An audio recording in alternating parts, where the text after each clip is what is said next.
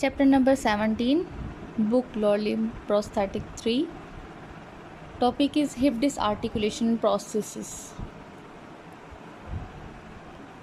In this chapter, we will discuss about 3 levels of hip disarticulation: very short, above knee amputation, above lesser trochanter. Second is true hip disarticulation. Third is hemipelvectomy. जितने भी levels हैं amputation के, और ये amputation क्योंकि ये joint है तो इसके लिए वर्ड यूज़ होगा डिसआर्टिकुलेशन। तो कॉजेज़ क्या हैं हिप डिसआर्टिकुलेशन के? मेजर कॉज जो है वो है कैंसरस सेल की वजह से, जो मैलिग्नेंट ग्रोथ हो जाती है। इसकी वजह से maximum removal of soft tissue हो जाता है, residual shaping of the residual trunk. और इस रेयर कॉजेज़ जो हैं वो हैं ट्रॉमा, कोई चोट लग गई है जिसकी वजह से ब्लॉकेज हो गई है वेसल्स में, और अदर नॉन मैलिग्नेंट डिजीज़ भी होते हैं जिनकी वजह से डिसआर्टिकुलेशन हो सकती है। सबसे पहले जो हिप डिसआर्टिकुलेशन सॉकेट बनाए गए थे, सॉकेट वो पार्ट होता है जो रेजिडुअल स्टम्प के साथ अटैच होता है। रेजिडुअल लिम्ब जो भी है, रिमेनिंग पार्ट जो रह जाता है उसका जो एंड वाला पार्ट होता है उसके साथ अटैच होता है, उसको सॉकेट कहते हैं। तो हिप डिसआर्टिकुलेशन के लिए जो सॉकेट डिज़ाइन किया गया वो कनाडा में था, इसलिए उसका नाम रखा कैनेडियन टाइप हिप डिसआर्टिकुलेशन सॉकेट। ये ऐसा सॉकेट था, इसका डिज़ाइन जो था वो बकेट टाइप था, और इसमें जो था क्या क्या कवर किया हुआ था, इलियक क्रेस्ट, इशियम बोन और इशियल रेमस को कवर किया गया था इस सॉकेट के अंदर। और ये लेटरल स्टेबिलिटी प्रोवाइड करता था ज़्यादा लेटरल साइड पर। और इसका वर्किंग मैकेनिज़्म जो था वो 3 पॉइंट प्रेशर सिस्टम पे था। लाइक अदर ऑर्थोसिस और प्रोस्थेसिस, इसका भी फंक्शन था 3 पॉइंट प्रेशर सिस्टम, यानी कि 3 पॉइंट्स थे जिन पे प्रेशर अप्लाई किया गया था। और एंटीरियर पोस्टीरियर स्टेबिलिटी के लिए भी इसकी वॉल अच्छी थी सॉकेट की। और इसका जो इंक्लाइनेशन एंगल रखा गया था वो 45 डिग्री रखा गया था, पीछे से भी सॉकेट की वॉल से और आगे से भी, दोनों तरफ से।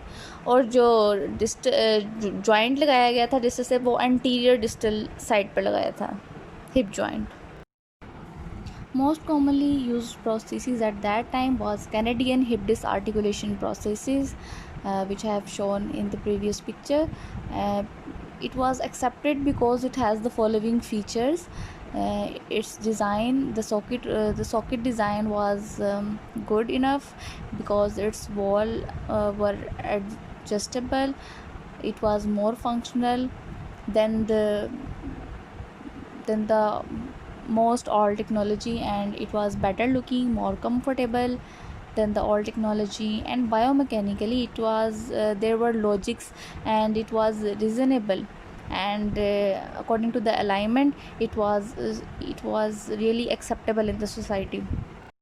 इसी टेक्नोलॉजी को यूज़ करते हुए सॉकेट के जो डिज़ाइन बने वो for high level amputation, total contact socket हो, moulded of plastic laminate. And difference in the socket design depend upon the type and the amount of the tissue available to support the weight and to achieve suspension. अब socket में variations आती हैं क्योंकि हर patient दूसरे patient से मुख्तलिफ होता है।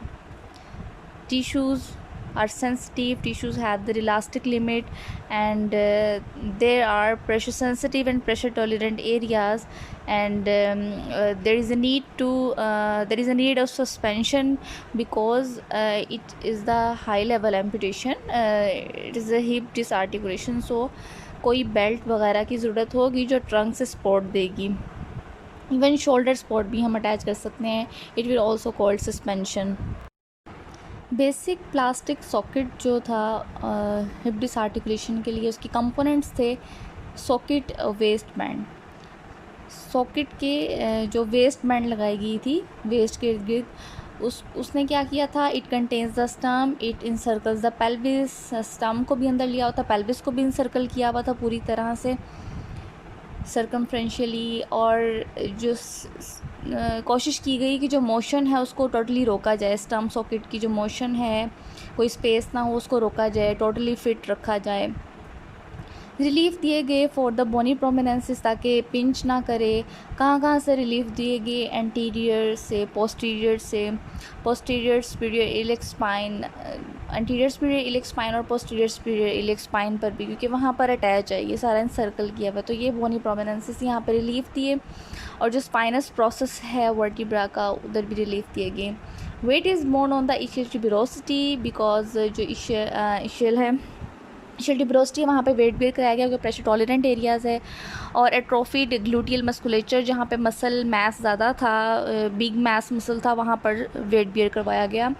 Must be carefully fitted around the ischial tuberosity and maintain firm pressure on the neighbouring gluteal tissues so that all ischial tuberosity and the gluteal tissues, they all work combine and bear the total load. It is a method to check the anterior superior iliac spine and the greater trochanter.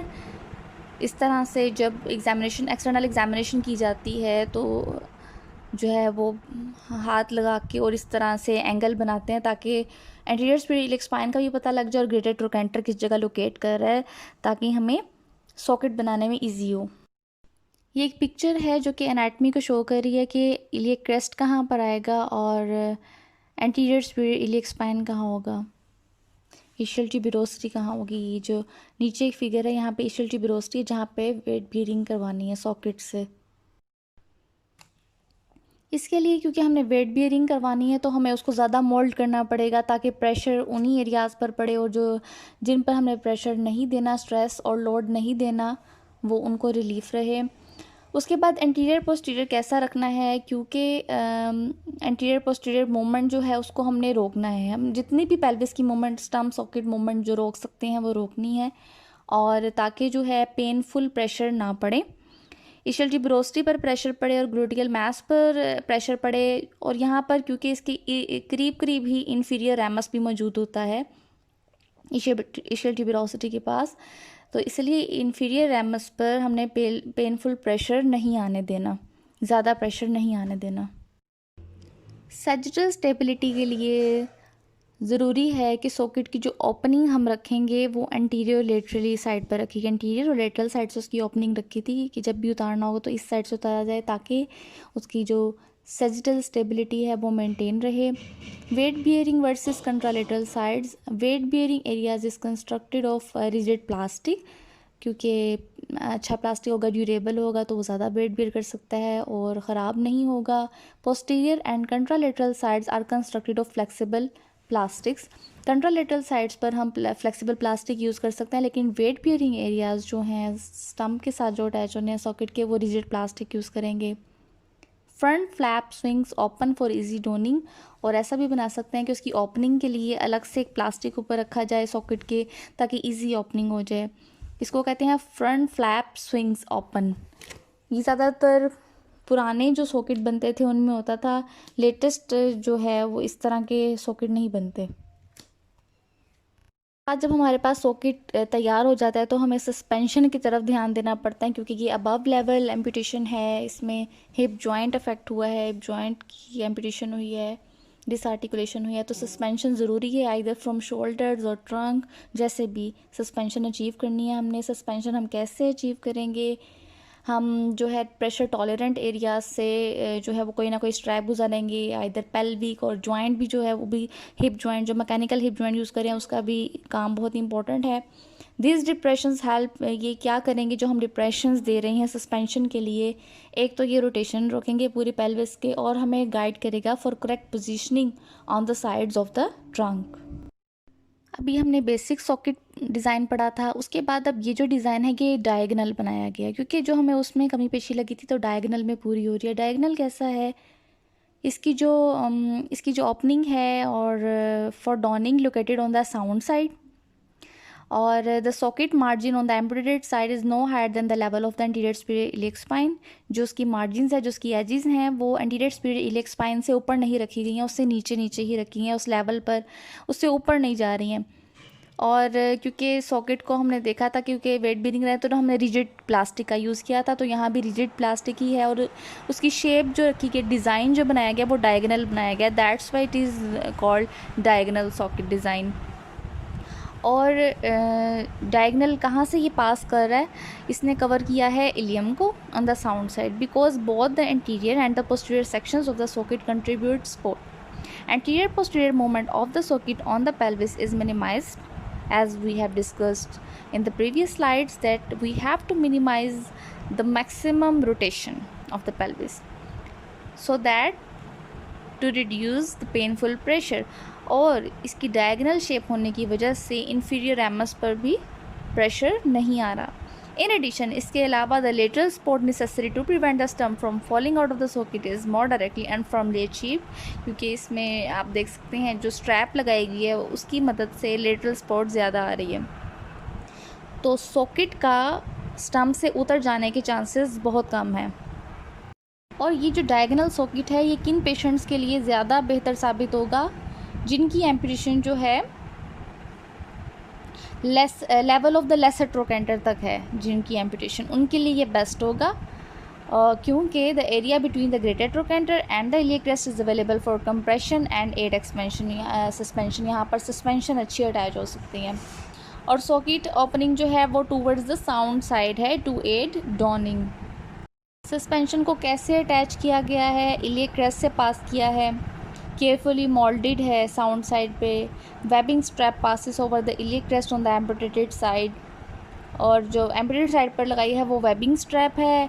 Provide lateral support by tight webbing strap और stretchable है to prevent stump from leaving the socket, और ख़ुद ही adjust हो जाती है और socket को stump पे फिट रखती है ताकि जब वो वॉक करे, रनिंग तो खैर नहीं हो सकती है, वॉकिंग जो है गेट स्टेबिलिटी जो है वो मैक्सिमम अचीव हो सके।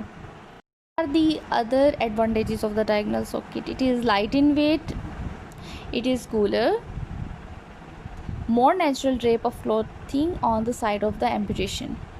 ऐसा नहीं लगेगा अगर उसने कपड़े पहने हुए हैं तो कपड़ों के ऊपर से नुमाया नहीं होगा कि उसकी शेप जो है बिल्कुल टोटल कॉन्टैक्ट जैसी बनाई गई है। दैट्स वाई उसको प्रोमिनेंट नहीं होगा। अगर उसने प्रोसेसेस पहनी हुई है तो पता नहीं लगेगा कि उसने प्रोसेसेस पहनी हुई है कि नहीं।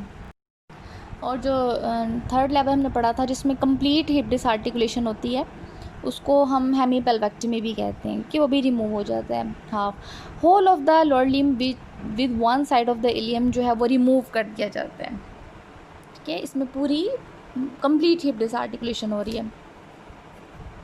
अभी जो कंप्लीट हिप डिसआर्टिकुलेशन सॉकेट है, हेमीपेल्वेक्टमी सॉकेट इसको नाम दिया गया है। The hemipelvectomy socket covers the flabby skin, जो भी लूज़ और फ्लैशी स्किन अब रह गई है उसको कवर करेगा। एब्डोमिनल कैविटी को करेगा, क्योंकि अब कोई जॉइंट, अब कुछ भी नहीं हमारे पास रह गया उसको सपोर्ट देने के लिए। और जो है एब्डोमिनल कैविटी को भी कवर कर लेगा और जितने भी एब्डोमिनल ऑर्गन्स हैं उनको भी कवर कर लेगा।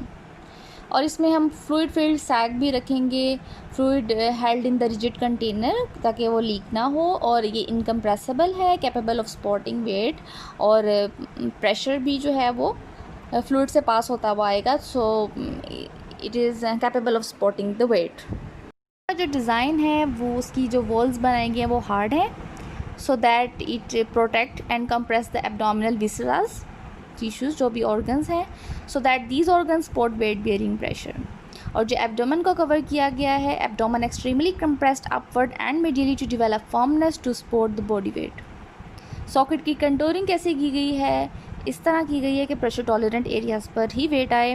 Contour to minimize the pressure over the skeletally unprotected bladder. Undue pressure can cause a feeling of continent bladder, because अगर एक्सेसिव प्रेशर पड़ेगा सॉकेट से जो भी स्टम्प एरिया है तो उसे feeling of fullness of bladder महसूस होगा ड्यू टू प्रेशर।